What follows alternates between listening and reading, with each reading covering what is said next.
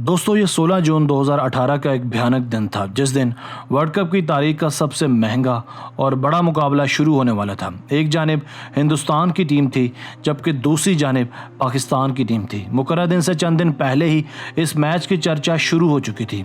तबसरे, तज्जिए और बातें हर जानिब आम थी। लोगों ने इस दिन अपनी तमाम मसरूफियात को बलाए ताक रखते हुए इस मैच को अपने घरों में बैठकर या फिर मैनचेस्टर के ओल्ड ट्रैफर्ड ग्राउंड में जाकर देखने का फैसला कर लिया था। हत्ता कि प्राइम मिनिस्टर से लेकर पूरी काबीना और ब्यूरोक्रेसी से लेकर पाक आर्मी तक सभी इस मैच में भरपूर दिलचस्पी दिखा रहे थे। मैच से कुछ देर पहले prime minister of Pakistan Imran Khan ने एक ट्वीट के जरिए पाकिस्तान के रेलू कट्टा कप्तान सरफराज को यह मशवरा दिया था कि चाहे पिच जितनी मर्जी सब्ज हो, हर सूरत टॉस जीतने की सूरत में पहले बैटिंग करनी है।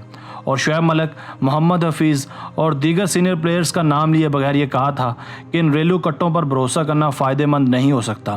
नाज़रीन, ये वही इमरान खान थे जिन्होंने 2 से ज़ायद दहाइयाँ क्रिकेट के मैदानों में गुजार दी, जिसने पाकिस्तान जैसी कमज़ोर टीम को 92 का चैम्पियन बनवाया, जिसे आज दुनिया क्रिकेट लेजेंड और क्रिकेट जीनियस मानती है। मगर वक्त के रेलू कट्टों ने न सिर्फ कप्तान की इस बात को ना मानकर इंडिया से मैच हारा, बल्कि वर्ल्ड कप की दौड़ से भी तकरीबन बाहर हो चुके हैं। सिर्फ यही नहीं, बल्कि उस वक्त ओल्ड ट्रैफर्ड में वसीम अकरम, वकार यूनुस और रमीस राजा से क्रिकेट माइंड्स भी मौजूद थे। बदकिस्मती से इन तीनों लेजेंड्स ने भी पाकिस्तानी स्किपर को पहले बैटिंग करने की तरगीब दी थी, मगर जब सिक्का हवा में उछाला गया तो उसी टाइम कप्तान सरफराज का बुरा वक्त शुरू हो गया था, क्योंकि बदकिस्मती से और गैर मुतवक्के तौर पर स्कोर चेज करने में सबसे कमज़ोर समझी जाने वाली टीम के कप्तान ने पहले बॉलिंग करने का अनोखा और लर्जा खेज फैसला किया और इंडिया जैसी मजबूत बैटिंग साइड को यह दावत दी कि आ बैल मुझे मार। नाजरीन, इंडिया के 336 के जवाब में जब पाकिस्तान की टीम बैटिंग करने आई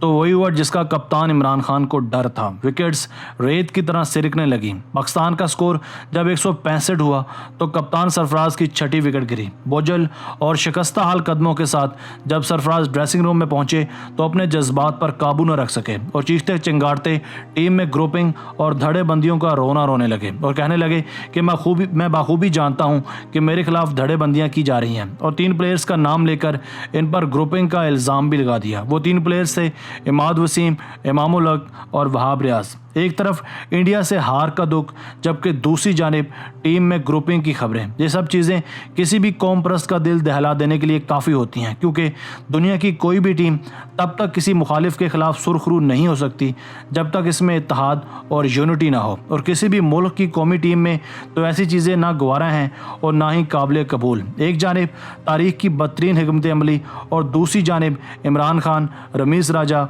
वसीम अकरम और वकार यूनुस जैसे सीनियर प्लेयर्स की नसीहत को पसे पुश डालना, और तीसरी जानिब टीम में धड़ेबंदियों की इतलात। इन सब बातों को सुनकर सब क्रिकेट लवर्स का दिल टूट गया और इन्हें अपने हीरोज से अजीब किस्म की घिन आने लगी। मगर मामला यहीं ख़त्म नहीं हुआ। ये सब चीज़ें तो बहरान पैदा कर ही रही थी कि एक और शर्मनाक स्कैंडल ने भी टीम की जड़ें खोखली कर दी। 15 और 16 जून की दरमियानी शब जब इंडियन टीम अपने सबसे बड़े मैच की प्लानिंग कर रही थी तो उस वक्त कौमी टीम के निस्फ से ज़ायद प्लेयर्स एक शीशा बार में मौज मस्ती कर रहे थे और अपनी दौलत के गुलछरे उड़ा रहे थे, जिसकी बाकायदा वीडियो भी किसी ने बनाकर सोशल मीडिया की नज़र की। और कहा जाता है कि यह सब क्रिकेटर्स जिन्होंने सुबह अपनी ज़िंदगी का सबसे अहम मैच खेलना था, देख कर लगता ही नहीं था कि इन्हें कल के मैच की कोई टेंशन भी होगी। नाज़रीन, इस वक्त पाकिस्तान की नेशनल क्रिकेट टीम बहरानों और मसाइल में घिर चुकी है। यहाँ सितम ये है कि यह सब उस वक्त हुआ जब एक मुल्क की बागदौड़ एक क्रिकेटर और एक कप्तान के हाथ में है, जिसने कौम से वादा किया था कि वो वज़ीर-ए-आज़म बनकर पाकिस्तान को आलमी चैंपियन बनवाएगा, जिसने वादा किया था कि वो पाकिस्तान की डोमेस्टिक क्रिकेट को बेहतरीन बनाएगा, जिसने वादा किया था कि वो टीम में रेलू कट्टों और पर्ची माफ़ी के बजाय सिर्फ वही लोग खेलेंगे जो वाकई टैलेंटेड हैं, जिसने वादा किया था कि टीम में कभी कोई तनाज़ा जन्म नहीं लेगा। अफसोस, मेरे वज़ीर-ए-आज़म से कोई भी वादा वफा ना हो सका।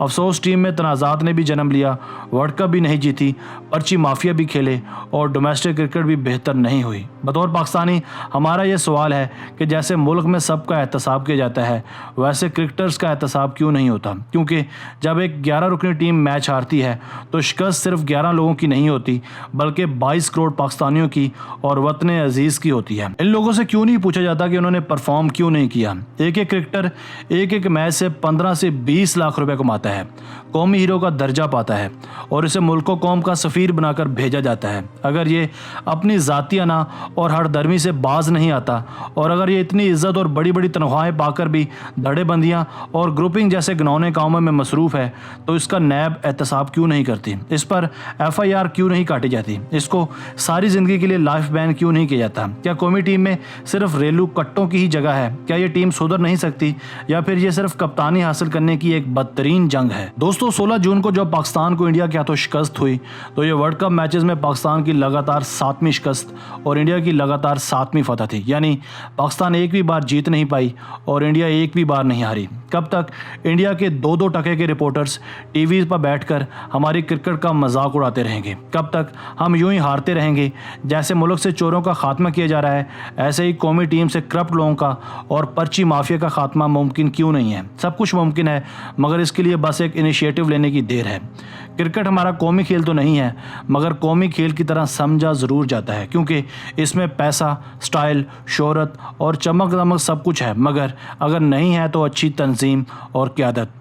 यहाँ बड़ा बड़ा टैलेंट क्लब क्रिकेट में ख्वार हो रहा है मगर इन्हें पूछने वाला कोई भी नहीं है। हम टैलेंट से ज़्यादा बड़े नामों को तरजीह देते हैं। हम कप्तानी एक ऐसे बंदे के हाथ में दे देते हैं जो 1-2 मैचेस में अच्छा परफॉर्म कर जाए, चाहे इस बंदे में ऐसी बसीरत मौजूद हो या ना हो।